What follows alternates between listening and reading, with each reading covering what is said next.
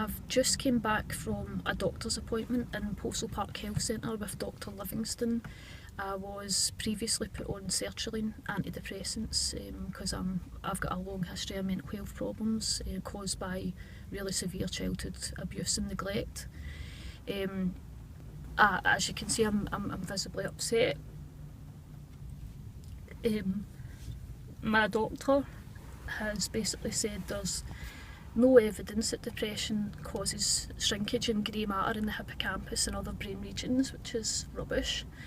That my medications won't do any good, and that I should stop blaming my parents because I have these problems.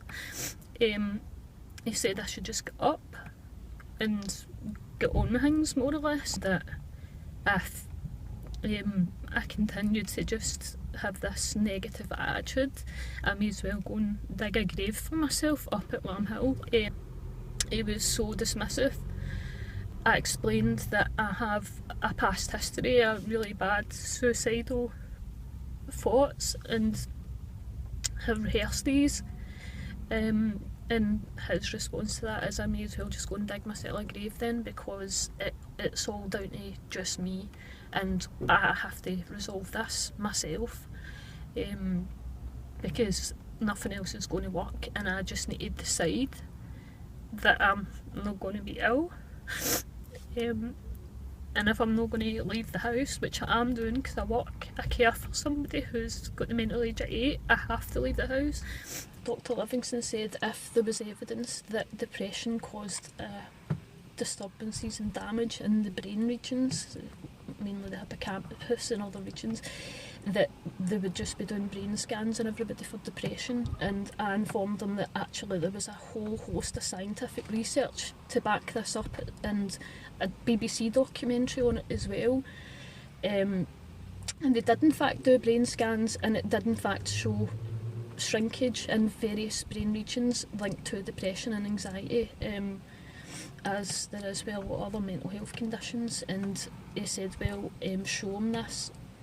And I'm like, well, how do I do that? And he says, just print your little articles off and hand them into reception if this is true. And I was like, wow, I could not believe the ignorance. I explained to him that I was currently awaiting a date for a court case to do with one of my parents being charged with abuse.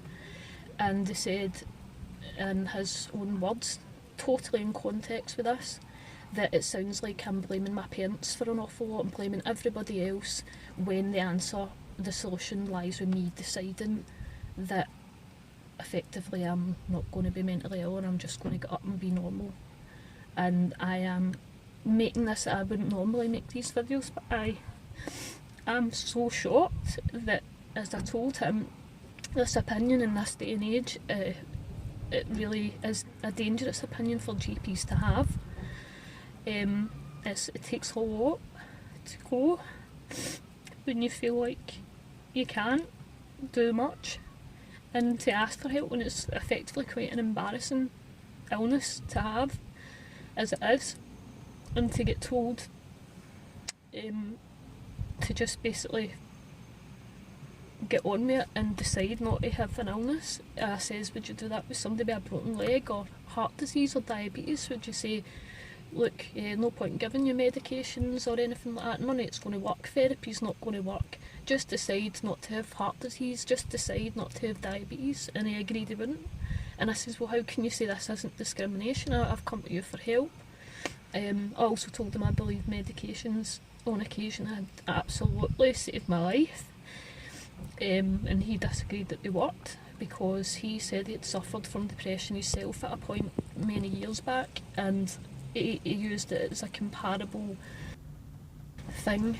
I explained to him we were totally different people from totally different backgrounds, and the two things weren't comparable, but it did not stop him. It was complete personal opinion, absolute discrimination for mental health, and I can't. He's that kind of attitude could cause somebody's death if they're suicidal. It could kill someone. Oh God, I don't even know what I'm going to do now. I don't have really, I can't go back to the surgery because I need to put in a complaint about this. I can't even barely get out of bed.